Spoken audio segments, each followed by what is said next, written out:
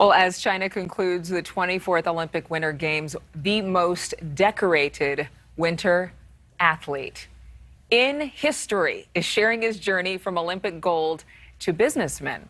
And yes, we are talking about world-renowned speed skater Apolo Ohno. His new book, Hard Pivot, discussed his life shift and the challenges that came with climbing that mountain. His goal is guiding people who are making a similar journey. And aren't we all on a journey, Apolo?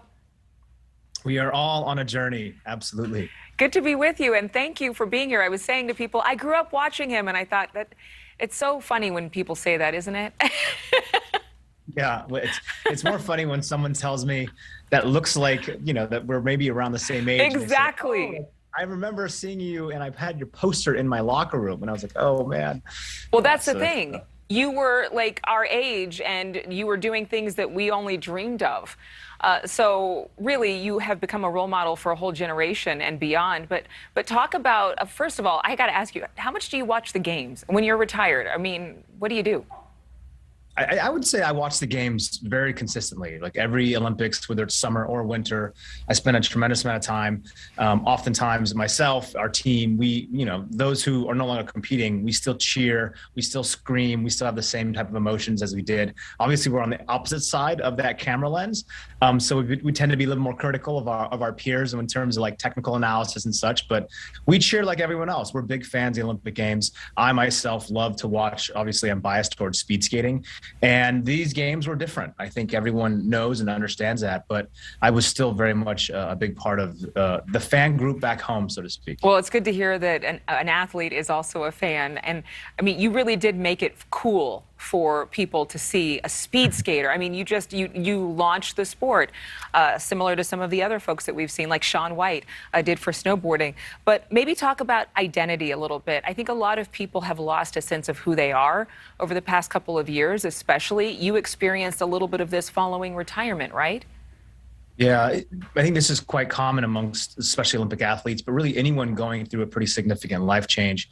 As we transition from our one previous identity that we had been somewhat married to for so long, whether that's 5 years in a career, 10 years, 15 years, or even more, as was such my case, was nearly 15 years married to this idea of this Olympic athlete, this Olympic path and champion. I didn't know what was next. I knew that I wanted change. I know that I sought change, but that kind of behavioral conditioning that I was married to was really challenging as I faced, and I wanted to transition to a new part of my life. And so that great divorce had to happen by force and by choice. And I think a lot of people go and have gone through that same type of emotional tie as we've seen in the past 2 years of questioning their life path, questioning their purpose, questioning their importance, whether it's in their current trajectory of career or they're transitioning towards the next. And the idea and the intentionality behind the book is just to help nurture this conversation with people so that they can have deeper conversations with themselves, be radically transparent around kind of the shortcomings, maybe the insecurities, the fears of failures that have been driving them or paralyzing them in their own pursuit of their own goals, and finding a way to just realign, I think, with that purpose and that true north that they know that's within, and creating a set of steps and some ideas around even documenting this down, writing this stuff to figure out, am I on track? Am I on the right path? Do I accept myself for who I am in the less than perhaps that I see?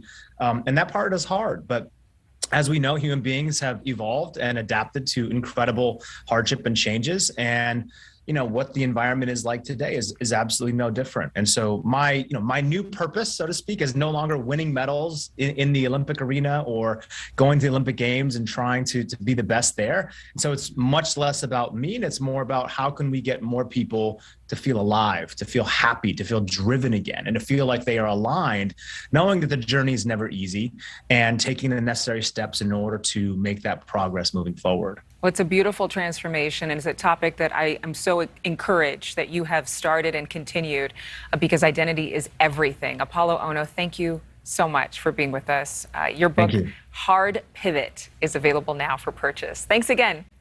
Thanks for having me. Thank you so much for watching. Make sure to click on the red subscribe button below so you can get more of NewsNation's fact-driven, unbiased coverage.